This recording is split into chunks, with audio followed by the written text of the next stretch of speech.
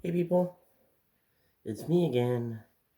So, anyways, um, I sound a little bit off because I'm getting over a cold at this point. So, I'm not really quite there just yet, but I still cough on occasion, but, um, and as well as sneezing and all the other fun stuff that came about when it comes to the cold. And so this was like the first cold that happened where my eyes gotten so watery in that my whole eyelids had got those little crusty thingies, and it almost got crusted completely over at one point, when it came to my left eye. Where it almost wouldn't open up unless if I forced it open or if I had to uh, wash water with it or something like that.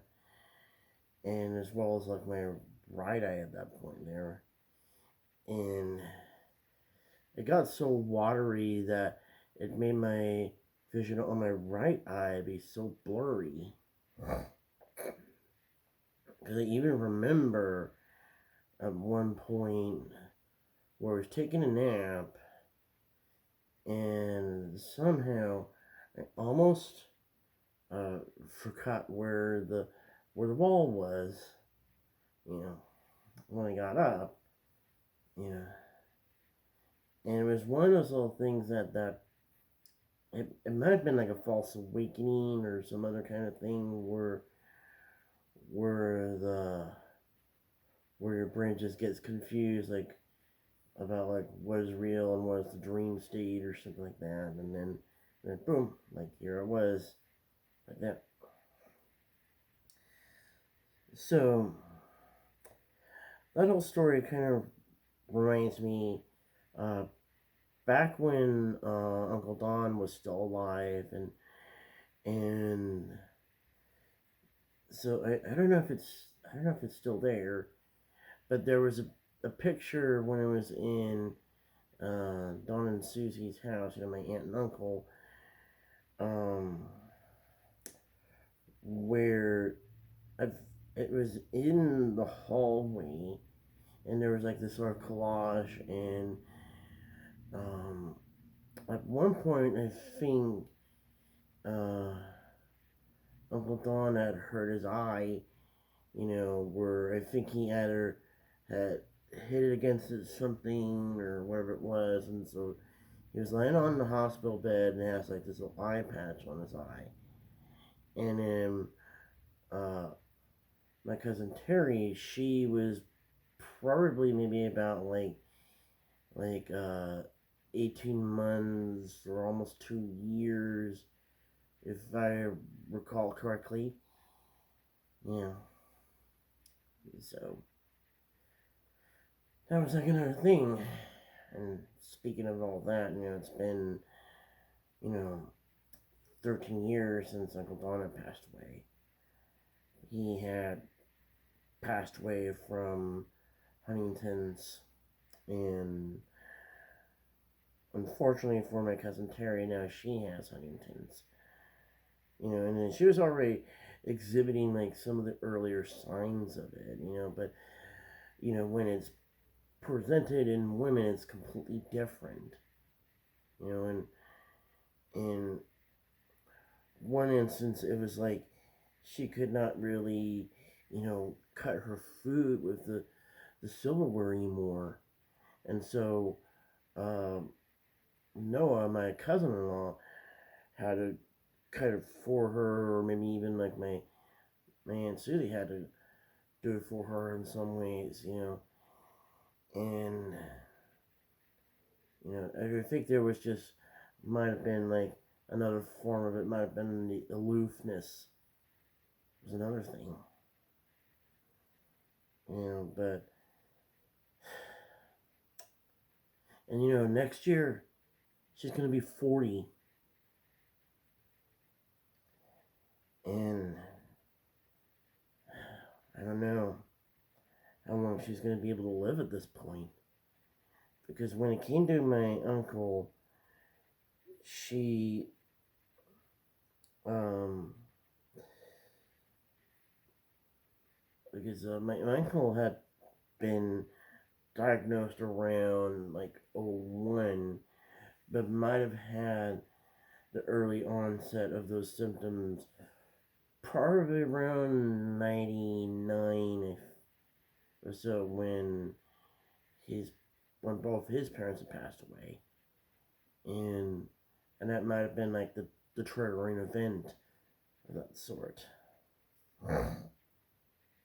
So it's just one of those little things that I have to deal with, which it hurts. So, anyways,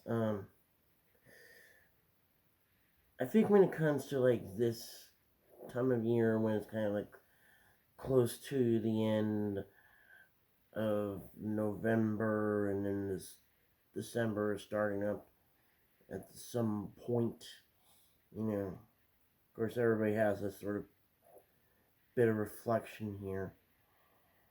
And not only that, it was like, it's going to be, next year is going to be like 45 years since Grandma passed away, but it was from the Sjogren's disease at that point, because it fit all the symptoms of that.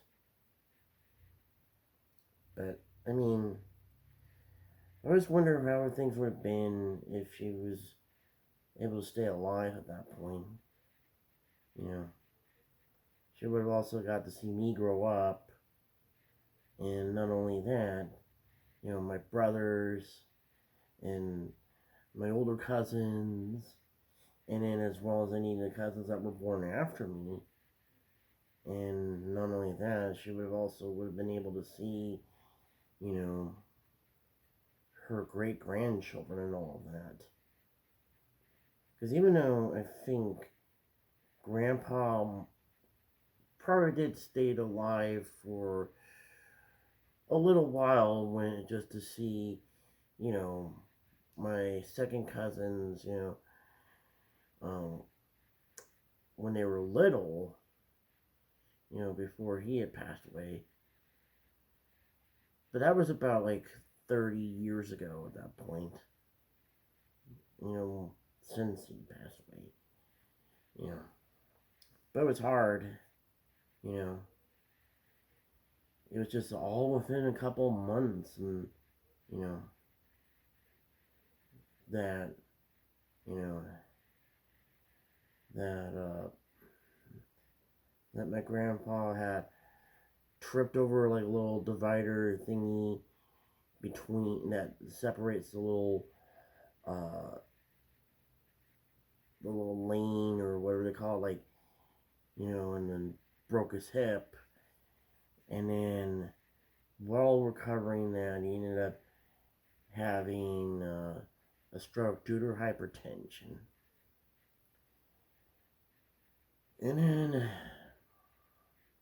course, it was also due to the fact that he was a bit of a chain smoker back then. And then ends up passing away. Just right at the end of the year at that point.